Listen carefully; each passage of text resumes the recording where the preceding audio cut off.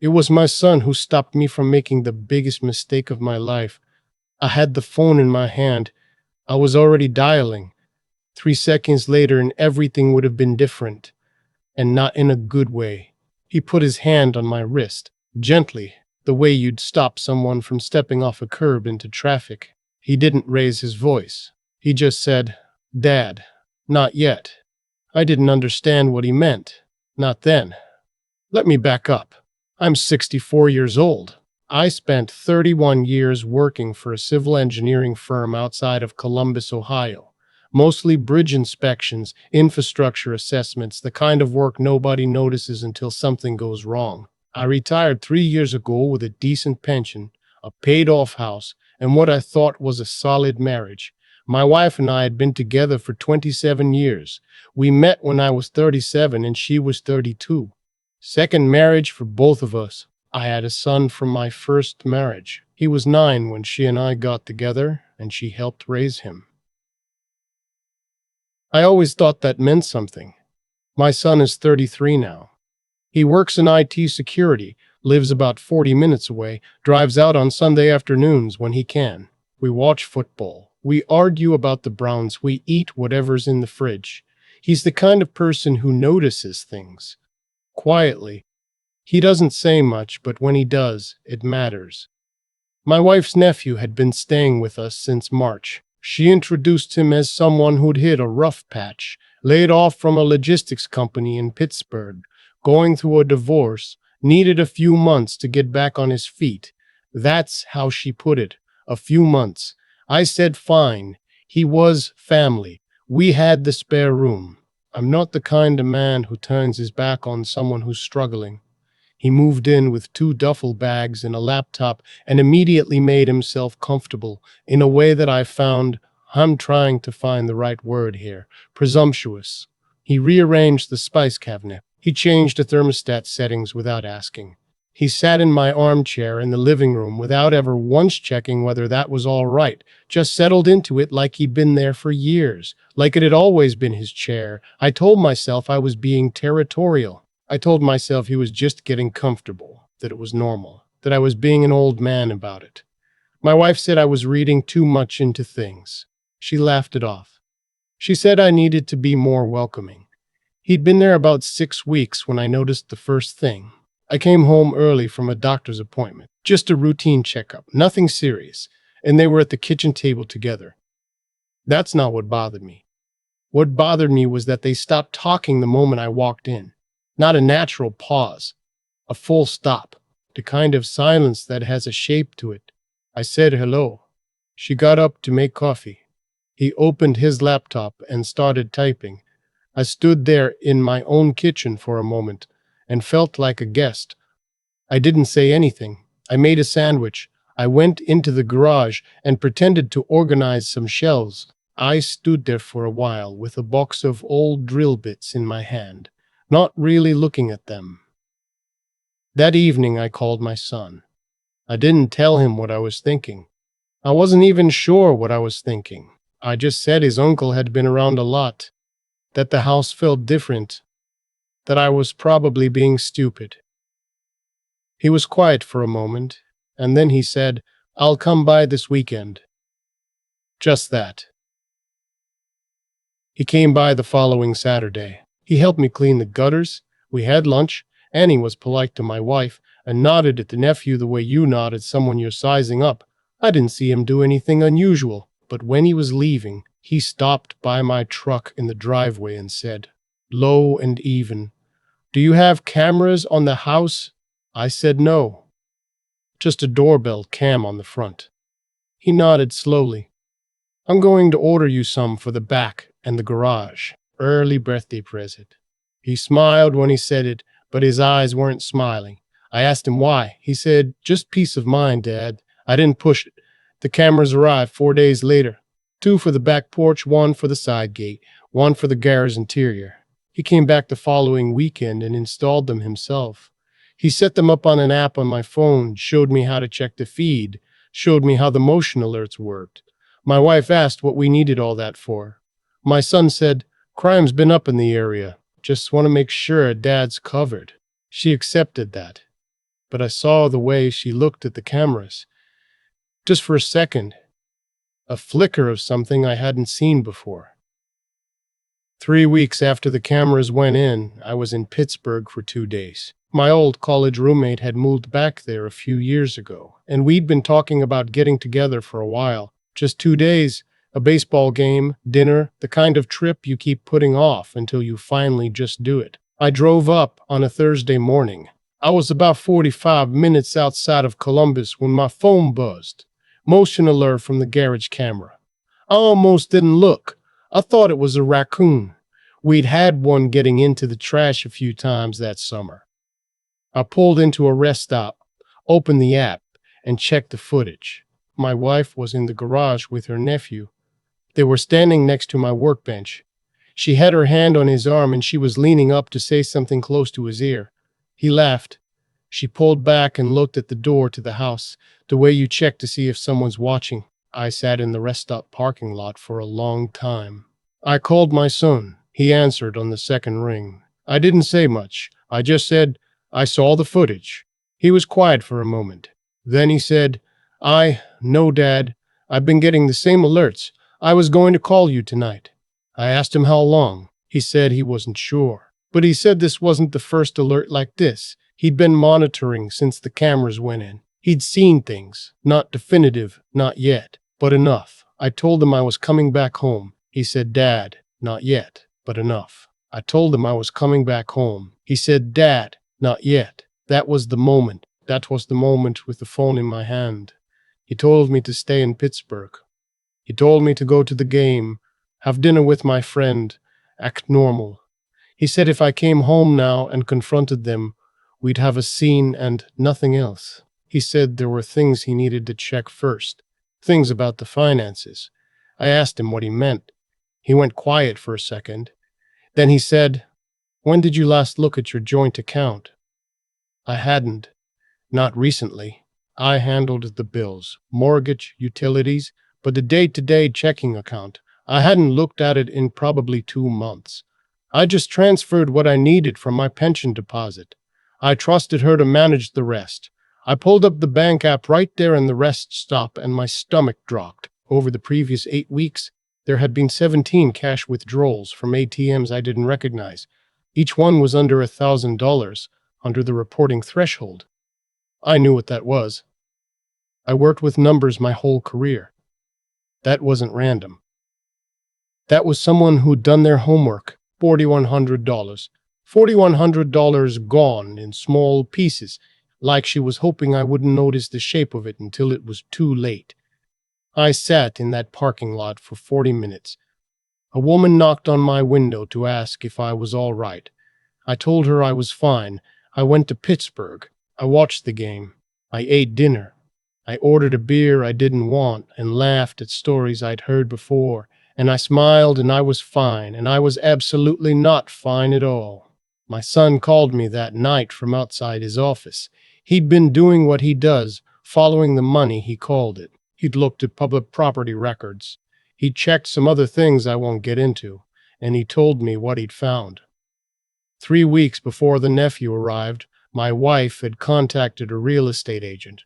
Not to sell our house, not yet, but she'd had 2 conversations with an agent about listing strategy, about what the house might fetch in the current market, about timing. She'd done this without mentioning it to me. The agent's name was on a card my son had found slipped inside a book on her nightstand.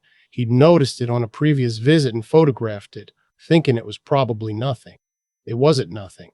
Our house was worth somewhere between $40,000 and $360,000 by current market estimates. We owned it outright. I had paid off the mortgage 4 years ago and considered that one of the great accomplishments of my adult life, to own something that no one could take from me. I understood now what the plan might have been. Get me out of the picture, either through a divorce I'd be blindsided by or through something more gradual. Drain the accessible accounts first, then the house.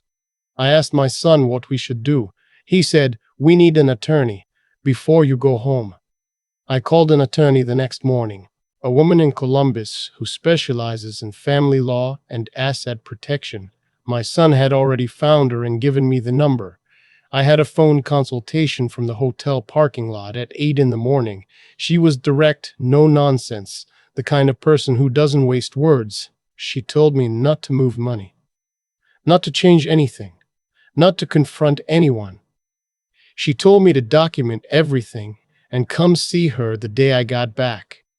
I drove home on Saturday afternoon. I pulled into my own driveway and I sat in my truck for a minute before I went inside. The nephew's car was there. Of course it was. I went in through the side door. My wife was in the kitchen making dinner. She smiled and said she'd missed me. She asked how the trip was. I said it was good. I asked if everything was all right here. She said, of course. I set my bag down and I went and changed my clothes and I came back and sat at the table and the three of us ate dinner and I was polite and I talked about the game. And I watched both of their faces and I thought about $4,000 disappearing $20 at a time. And I didn't say a word. That is the hardest thing I've ever done in my life. Sitting at that table. My son came over the next day. He brought lunch. Sandwiches from the deli we both like. We sat in the garage with the door down and he walked me through everything he'd compiled. He had the camera footage organized by date. He had the bank records I'd pulled and screenshot. He had the real estate agent's name and the dates of the consultations. He had printed out property transfer regulations in Ohio. He'd stayed up until 2 in the morning reading about asset protection law. I looked at my son across that workbench and I felt something I don't have an adequate word for. Pride is too small. Gratitude is too small. Gratitude is too formal. It was more like he had stood in the gap for me. He had seen what was happening before I was willing to see it. And instead of telling me bluntly and letting me blow the whole thing up in a panic, he had quietly, carefully made sure I had something solid to stand on before I had to stand. I kept my appointment with the attorney on Monday. She reviewed everything. She was, as I said, direct. She said what I had was not proof of an affair, but was substantial evidence of financial misconduct. And that combined with the camera footage, it formed a clear picture. She advised me to open a separate account at a different bank and move a portion of my pension deposit there immediately. She advised me to get an independent appraisal of the property and consult a title attorney about protective measures. She advised me to gather 30 days more of evidence before filing anything, just to make the record airtight. I did everything she said. I am not a man who acts on feeling when there are better options. I spent 30 years inspecting infrastructure that other people's lives depended on. You do not guess at a crack in a bridge. You document it. You measure it. You understand exactly what you're dealing with. Then you act. For 30 days, I was a man living inside his own life like a stranger. I was polite at dinner. I asked about her day. I watched her nephew move through my house like he was already mentally redecorating it. I noticed him once, looking at the crown molding in the living room with an expression that I recognized, the expression of a man calculating what something is worth. I had seen that expression on buyers at estate sales. I had never expected to see it in my own home. My son and I talked every 2 days. He monitored the accounts. I sent him whatever new footage came in. The attorney was building the case. We were quiet and we were steady and we did not let our hands shake. The 31st day I filed. I will not describe the scene in detail because some things belong to me and not to the internet. I will say that she was served at home on a Tuesday afternoon while I was not there. My attorney handled it. I will say that by that point, my name alone was on the house through a legal instrument my attorney had filed quietly 2 weeks before. I will say that when my wife called me that evening, she was furious in the way that people are furious when they realize the person they underestimated had been paying attention all along. Her nephew moved out 3 days later. 2 duffel bags, same as he came in. He left the thermostat alone on his way out. The divorce took 9 months. I was an equitable distribution state.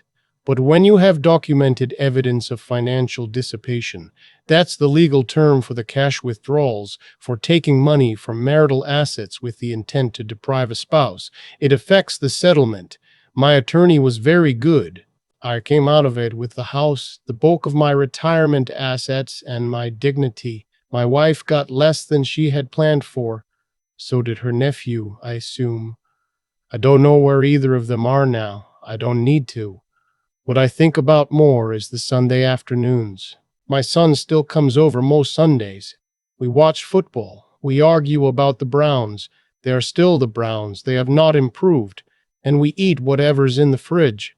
Sometimes we sit in the garage with the door up and drink coffee and just watch the neighborhood go by. He never made it a big thing. He never said I told you so. He never once let me feel stupid for not seeing it sooner. He just did what he needed to do to make sure his father had solid ground under his feet. Last fall, I cleaned the gutters again. My son came over to help. We're up on the ladders, so on opposite sides of the house, working quietly, and at some point he called out, "You doing okay, Dad?" I said I was fine. He said, "Good." That was the whole conversation. That was enough. There's a thing I've come to understand at 64 that I don't think I would have believed at 30. The people who love you don't always announce it.